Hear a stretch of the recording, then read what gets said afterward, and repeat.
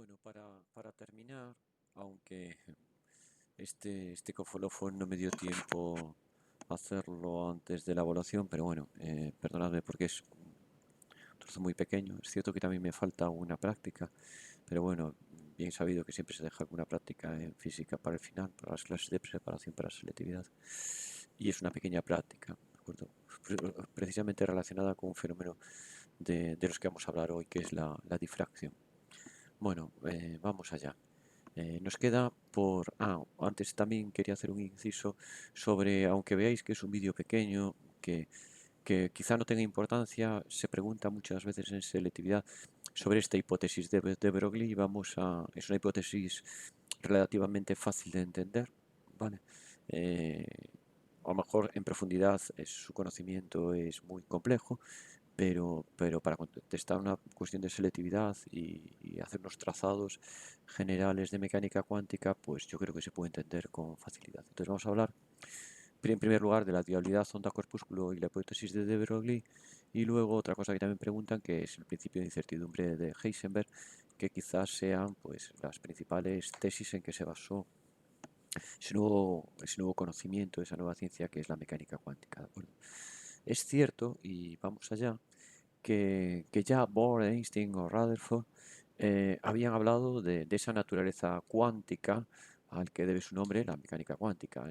O sea que la luz tenía una naturaleza ondulatoria, pero transmitía su energía, por decirlo así, cuando interaccionaba con otra materia, con otras partículas, siempre con unos niveles determinados de energía, esos cuantos. No se podían ser valores intermedios. Intercambiaba energía siempre en múltiplos de esos valores, ¿vale?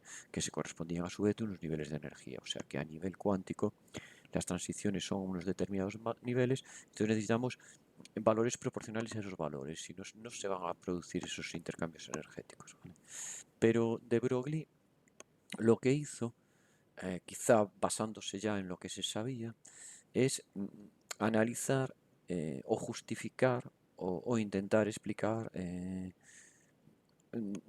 por qué o cómo o existía esa doble naturaleza. No sé si por qué o cómo es lo adecuado. Bien, entonces de Broglie hizo una suposición. Supuso que la luz tenía un comportamiento, un doble comportamiento, que ya hemos hablado, pero quien lo formuló fue de Broglie. Y en unos fenómenos se manifestaba ese comportamiento, ¿vale? No es que la luz se comportase erráticamente de una manera o de otra, es que en unos fenómenos se mostraba un comportamiento y en otros fenómenos se mostraba el comportamiento de otra manera. O sea, la naturaleza ondulatoria se iba a reflejar, se iba a manifestar en fenómenos como veis ahí, la difracción y las interferencias, pero luego manifestaba claramente un comportamiento corpuscular en el efecto fotoeléctrico que le valió el premio Nobel a Einstein o el efecto Compton, ¿vale? Necesitaba esos cuantos, esa cuantificación de la energía para producir pues esas interacciones, esos fenómenos, ese comportamiento. Pero de Broglie fue más allá y eso fue lo que hizo pues un poco mirar esto como una nueva disciplina. Porque de Broglie no decía que estos fenómenos afectasen solamente a las ondas, sino que el resto de la realidad, de la materia, las partículas, tendrían ese doble comportamiento, solo que en unas partículas se manifestaba más claramente y en otras no.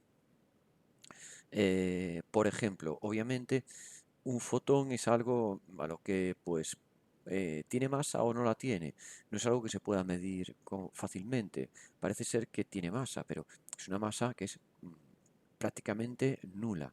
Vale, ahora no tengo una tabla sobre la masa de las distintas partículas. Pero sí se ha medido la masa del fotón. Me imagino que cuando hace esos intercambios corpusculares y es prácticamente nula.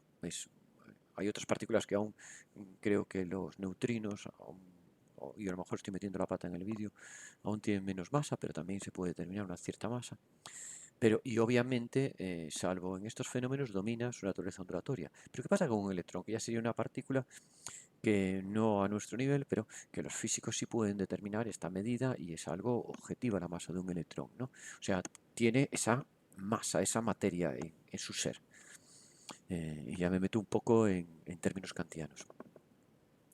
Bien, pues ¿qué pasa con un electrón? Si es cierta la hipótesis de Broglie, podía manifestarse su naturaleza ondulatoria. ¿Vale? Bueno, pues sí, un electrón tiene una naturaleza ondulatoria, ¿vale? Eh, eh, un electrón cuando forma parte de un átomo es una partícula individual, ¿vale? Una partícula cargada que puede emitir energía. Está en un movimiento acelerado, ¿vale? Y sus transiciones pues son con estos intercambios de energía. Pero claro, aquí pues vemos una naturaleza corpuscular, ¿vale? Se intercambia esos niveles de energía para hacer esos cambios en los niveles energéticos.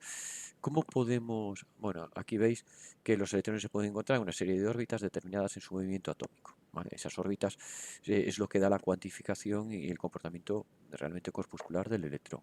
Esas ondas vienen dadas por los números enteros. ¿Cómo podemos ver su naturaleza ondulatoria? Eso es más complicado, ¿vale? Si tiene una naturaleza ondulatoria, bueno, pues tiene longitud de onda. Y se demostró a partir ya sabemos, la energía que tendría una onda es h por f, y a su vez de la teoría especial de la relatividad se deduce esta fórmula que se puede aplicar a una partícula prácticamente sin masa como es un fotón. En caso contrario había que incluir la masa y nos sale aquí la longitud de onda, este sería para un fotón. En caso de un electrón tenemos que considerar su masa, ¿vale? Entonces si aplicamos también la cantidad de movimiento considerando la masa, bueno, pues me va a salir también que puede tener una longitud de onda las partículas con masa que sería h dividido entre m. Este factor es un factor de proporcionalidad, o sea que incrementa este valor de la cantidad de movimiento en función de la velocidad, o sea que a velocidades muy altas hay que multiplicarlo por un término y se incrementa la cantidad de movimiento lineal. Acordaos que la cantidad de movimiento lineal me da la inercia de los cuerpos. La inercia sería muy grande. ¿Vale? Este factor, el aumento de esta inercia, hizo sospechar de la existencia de ese cuerpo que es el bosón de Higgs, ¿no? Porque aumentaba esa inercia. Esto pues no se tenía muy claro hasta que otra hipótesis derivó en el bosón de Higgs, que fue, ¿os acordáis que la descubrió en el CERN? Bueno, pues me callo ya. Pues de la teoría de relatividad especial de Einstein y de la energía que tendría una onda, se deduce que esta sería la longitud de onda para una partícula que no tiene masa o la masa es realmente despreciable, no se puede determinar con una precisión absoluta. Y esta sería la longitud de onda para un cuerpo que ya tiene masa como un electrón, ¿de acuerdo? Podéis aplicar la longitud de onda a vosotros mismos, veréis que la longitud de onda de un cuerpo material con una masa que podemos medir en una báscula, por ejemplo, es despreciable, o sea, su naturaleza ondulatoria es, no sería algo que se pueda apreciar, igual que no se puede apreciar la masa de un fotón. Esta longitud de onda, ya lo veis aquí, es muy pequeña para objetos grandes, pero se cumple con objetos como electrones y se puede comprobar cómo sufrirían difracción. Bueno, para hacer ese experimento se hizo en los años 20, quiero recordar. Para eso se necesitaba tener, acordaos que el fenómeno de la difracción iba a ser función pues de la rendija, tendría que ser proporcional el tamaño de la rendija a la longitud de onda de ese electrón y como ya tiene base es muy pequeña, pero en los años 20 ya se pudieron fabricar ese tipo de rendijas, creo que de Broglie ya las conocía. Se hizo, se comprobó si los electrones sufrían difracción y se comprobó que se podía extender. Bueno, entonces, vale, obviamente no se puede comprobar con cuerpos más grandes porque eh, ya sería inviable en relaciones de masa, tamaño de la... Pero sí se pudo comprobar para los electrones. Un electrón tiene un cierto comportamiento corpuscular, ¿vale? Con trayectorias bien definidas. En el experimento de la difracción, ¿de acuerdo? Cuando se produce esa difracción, en cambio, vemos ya una probabilidad, una aleatoriedad en los fenómenos, cómo se comporta, y vemos que en las zonas donde impactan los electrones, pues ya tenemos que hablar en términos de probabilidad, ya no podemos hablar en términos definidos, ¿de acuerdo? Bueno, esto, y ya saltamos a colación con esto, con el principio de incertidumbre de Heisenberg, ya terminamos, ya queda muy poco. Heisenberg decía, para justificar estos términos de probabilidad, ¿vale? Cuando hablamos de términos de probabilidad, de zonas donde podemos encontrar una partícula que manifieste un comportamiento ondulatorio, pero no estamos hablando de aleatoriedad. Heisenberg y es a mi entender como yo lo interpreto, porque tened en cuenta que un comportamiento muy diferente al comportamiento de la materia lo tenemos que justificar con nuestro lenguaje, que está adaptado a, a términos de materia, ¿vale? Y hasta la mecánica clásica, que es la que tenemos embebida, muy condicionada por el principio de causalidad de Aristóteles, aristotélico, es nuestra forma de pensar, ¿vale? Estamos programados para nuestro lenguaje de programación, que es el lenguaje con el que hablamos, está programado de esa manera. Es muy difícil interpretar estos fenómenos donde en un momento determinado pues un electrón se puede encontrar en varias posiciones y de hecho a lo mejor podemos hacer que se manifieste una u otra en función de fenómenos que parecen caprichosos, pero no lo son. Porque tened en cuenta, y yo creo que es en el fondo lo que quería decir Heisenberg, tened en cuenta que vamos a ver, que nosotros cuando interferimos en el mundo microscópico, es un mundo macroscópico que es principalmente corpúsculo, frente a un mundo que es fundamentalmente onda. En el mundo corpuscular existe la precisión, y en el mundo ondulatorio existe la precisión pero de otra manera. Existiría la precisión dentro de ese mundo, nosotros interferimos, entonces no tenemos esa precisión. Entonces tenemos que hablar en términos probabilísticos, pero no quiere decir que sean aleatorios esos fenómenos. O sea, nosotros lo que podemos conocer es su probabilidad, pero no quiere decir que si pudiésemos, como, como en esa película en que nos hacemos infinitamente pequeños y penetramos en el torrente sanguíneo y podemos verlo directamente, si pudiésemos hacernos partículas del tamaño de un electrón, por ejemplo, a lo mejor no veríamos esa aleatoriedad, pero nuestra forma de conocer ese mundo es así. ¿De acuerdo? No hay imprecisión como se interpreta, no hay aleatoriedad, sino es la forma que desde el punto de vista macroscópico nosotros interpretamos ese mundo microscópico. ¿De acuerdo? Bien, vamos allá, perdonad esta introducción. Entonces, básicamente lo que tenéis que saber, que es muy fácil, ¿vale? Que es un postulado, ya lo tenéis aquí, un poco contrario a la mecánica clásica, porque en la mecánica clásica estamos hablando de mundo macroscópico, si conocemos la posición y la velocidad de un cuerpo y la fuerza resultante que actúa sobre ella, vamos a saber en qué posición estará y con qué velocidad al cabo de un tiempo y con mucha precisión, ¿vale? Con toda la precisión que nos permitan los dispositivos de medida. Pero aquí hay un problema, que cuando nosotros medimos en ese mundo, los dispositivos de medida interaccionan, esa naturaleza corpuscular, con el fenómeno ondulatorio y dejamos de conocer exactamente determinados parámetros. ¿Qué parámetros? Pues lo vemos aquí.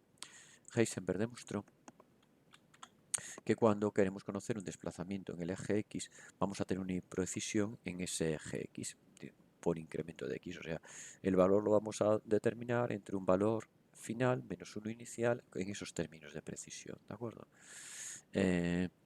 Y vamos a tener también una imprecisión en la cantidad de movimiento. Y es el producto de esa imprecisión en la posición y la imprecisión en la cantidad de movimiento siempre va a ser mayor que la constante de Planck partido de 2pi. ¿De acuerdo? Con lo cual, si nosotros queremos hacer este número muy pequeño, como el producto tiene que ser mayor que el otro, pues obviamente mayor que h partido de 2pi, aumentamos la imprecisión en la cantidad de movimiento lineal. Y al revés, si conocemos con mucha precisión la cantidad de movimiento lineal que está relacionado con la inercia y velocidad de esa partícula, de ese electrón, por ejemplo, aumentamos mucho la imprecisión de en qué posición se encontraría situado. Eso es lo que estableció Heisenberg. Y esto, para una breve introducción, pues podemos decir que esta hipótesis de de Broglie de onda corpúsculo y del principio de incertidumbre de Heisenberg, si lo conseguís asimilar, pues ya sabéis un poquito las bases de la mecánica cuántica y ya podéis leer algún libro de divulgación. Y con esto terminamos lo que es la teoría. Las cuestiones de selectividad que tenéis en los ejercicios, que viene algunas sobre este tema, veréis que son unas preguntas teóricas basadas en lo que acabo de explicar, ¿de acuerdo?